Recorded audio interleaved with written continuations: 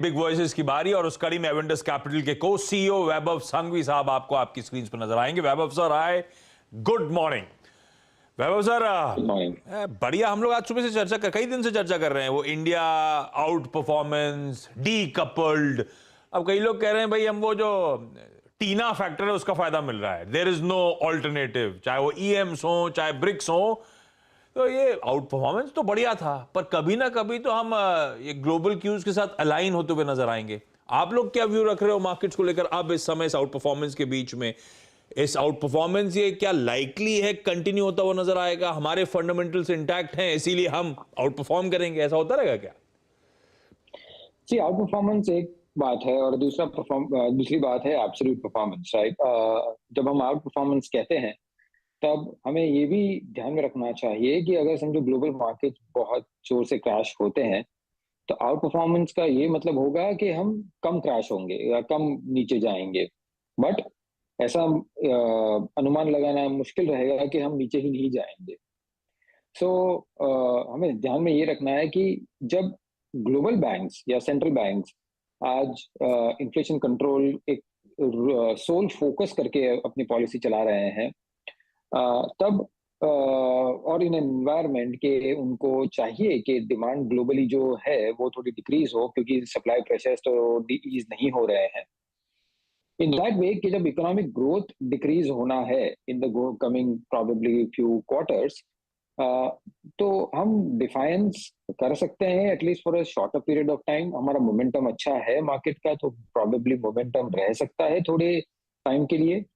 But we will soon probably catch the trend of what happening in the global markets, कि हम global markets के एकदम अलग थलग नहीं रह सकते हैं। हमने हिस्ट्री में भी देखा है और वो आकलन करना, वो इन्फ्रेंस निकालना कि हम डीकपल हो गए, डीकपल जैसा होता नहीं है जनरली। सो ये हमें और इन्वेस्टर्स को ध्यान में रखना चाहिए। हाँ, तो ये थोड़ा सा ध्यान में रख के चलिएगा। अच्छा, एवेंडस फिर इस समय जो फ्रेश फ्लोज या इनफ्लोज आ रहे हैं आप उसे डिप्लॉय कर रहे होगे, ऐसा तो ये नहीं सब कैश अमास कर रहे होगे आप लोग। तो एक बड़ा सवाल सबके जहन में, बैंक्स ने बहुत अच्छा आउट परफॉर्मेंस वैभव सब दिया है, पर अब यहां से out performance banks versus IT, वो आउट परफॉर्मेंस कहां ज्यादा मिलने वाला है सर? कौन सी पॉकेट आउट परफॉर्म ज्यादा करेगी? सी बेसिकली हम लॉन्ग शॉर्ट फंड है तो हम डिप्लॉय दोनों बाजू कर सकते हैं in terms of our investments. So जब आपने कहा कि बैंक्स अच्छे चले हैं, yes of course last few months में बैंक्स अच्छे चले, बट ये भी ध्यान रखना चाहिए कि लास्ट फ्यू इयर्स से बैंक अंडर परफॉर्म कर रहे थे। तो वो थोड़ा वन के वो अंडर परफॉर्मेंस को भी कैचअप करना है, और टू कि ओवरऑल बैंकिंग सेक्टर पे फंडामेंटल्स बहुत ही बेहतरीन हो रहे हैं। एट द सेम टाइम आगे का फ्यूचर इन टर्म्स ऑफ की क्रेडिट ग्रोथ कहें, और डोमेस्टिक इकोनॉमी जब अच्छी कर रही हो तो क्रेडिट तो buoyancy in terms of fee income और वो सब भी रहेंगे साथ में। साथों साथ ये भी हमें ध्यान रखना चाहिए कि बैंक्स के बैलेंस शीट बहुत क्लीन हो चुके हैं। सो हमें लगता है कि ये परफॉर्मेंस कंटिन्यूड रहेगा। The only caveat here is कि अगर समझो एफआई फ्लोज अगर नेगेटिव होते हैं तो बैंक्स में प्रेशर आ सकता है, प्योरली बिकॉज जब भी एफआई फ्लोज जब बिकवाली आती है तब बास्केट में आती है, और जब बास्केट की बारी बात करते हैं तब 35 to 40% of the portfolio weight is in banks. So वहाँ कॉन्सेंट्रेटेड कभी सेलिंग आ सकती है, but till the time FPI selling resume नहीं होती है तब तक आई थिंक हम अच्छी तरह से परफॉर्म करते रहेंगे इन terms of the banking.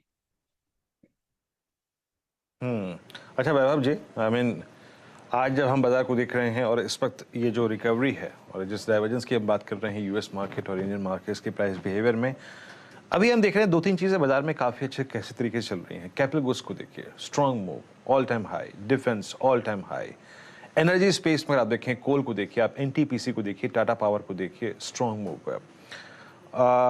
Coal prices अगर आप देखें ओवरसीज मार्केट में ऑल टाइम हाई पे हैं।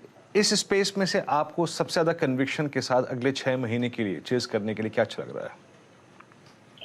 आई थिंक आपने जितने भी स्टॉक्स कहे या सेक्टर्स कहे, एक कॉमन थीम और कॉमन थ्रेड है across these is basically domestic versus global stocks.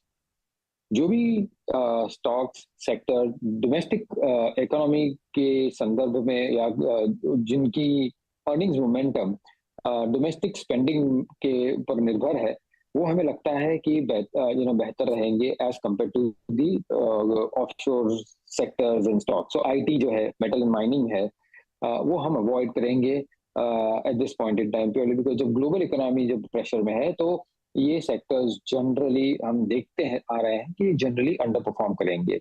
सो हमारा preference from a domestic perspective, जैसा आपने कहा, banking, capital goods, consumers, both staples and discretionary, ये सब में रहेगा। इन terms of the valuation, industrials थोड़े चल चुके हैं, सो प्रोबेबली हम थोड़ा वेट कर सकते हैं कि थोड़ा कूल ऑफ होए और फिर बाद में हम वापस री एंटर कर सकें।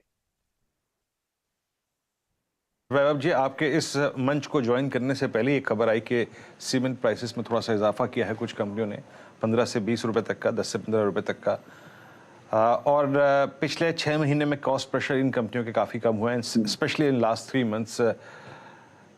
हम लास्ट साल भर से 6 महीने से अगर आप देखें, प्राइवेट कैपेक्स के एक सब्सटेंशियल इजाफे का एडवांटेज दे भी रहे हैं पूरे इस स्पेस को। तो आपको लगता है कि सीमेंट को चेस करना चाहिए अभी? और सीमेंट ने फ्रेंकली स्पीकिंग इस रिकवरी में उतना स्ट्रॉन्ग पार्टिसिपेशन नहीं दिया था अभी, बट इन प्राइस हाइक के इंस्टेंसेस के बीच में, कॉस्ट प्रेशर के ईज ऑफ होने के बीच में, आपका सीमेंट पर व्यू? हमारा सीमेंट पे व्यू पॉजिटिव है, बट एक थोड़ा अपन 6 महीने की हिस्ट्री में चले जाते हैं, क्योंकि अगर हमने देखा कि 6 महीने के पहले आई थिंक काफी केपेक्स डिक्लेयर हुए थे सीमेंट कंपनीज में, और ये फियर था कि अगर काफी कैपेसिटी आज आगे जाके इंक्रीज होंगी तो ऑन अ स्ट्रक्चरल बेसिस आप थोड़ा प्राइसिंग प्रेशर देख सकेंगे in the next 3 to 4 years। However, जिस हिसाब से कंसोलिडेशन हो रहा है सीमेंट सेक्टर में और जिस हिसाब से गवर्नमेंट का फोकस रहा है ऑन केपेक्स और केपेक्स ड्रिवन सेक्टर्स में, हमें लगता है कि थोड़ा रिवाइवल हम देख रहे हैं ऑन द केपेक्स साइड, और वो कंटिन्यूड रहेगा जब तक अपनी इकोनॉमी बॉयंट रहेगी। सो इस कारण सीमेंट में, जैसे again one more point two add is basically कि कॉस्ट प्रेशर्स भी डिक्रीज हो रहे हैं, जहां मार्जिन इंक्रीज हो रहा है, प्रेशर स्टेबल है, प्राइसेस स्टेबल है, तो हमें लगता है कि profitability on these sectors at least for the next few years stable होनी चाहिए, और इसी के कारण आप थोड़ा इंटरेस्ट देख रहे हैं और अंडर परफॉर्मेंस ऑफ कैचअप भी देख रहे हैं आप। सर, ये जो ऑटो एंसिलरी, ये अच्छा उछाल, अच्छा मोमेंटम ऑफ लेट पिकअप करा था, आप लोग एवेंडर्स में, you riding that wave?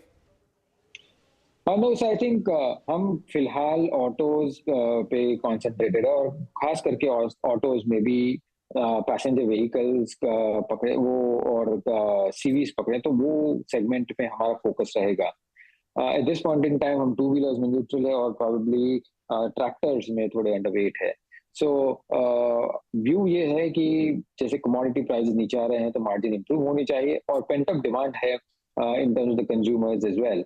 So sales भी बढ़ सकती है अच्छी तरह से, और मार्जिन्स भी अच्छी तरह से बढ़ सकते हैं in the next few quarters, और उसके कारण हम अर्निंग सरप्राइज भी देख सकते हैं और प्रोबेबली अच्छा बेटर परफॉर्मेंस भी देख सकते हैं on an overall sector basis.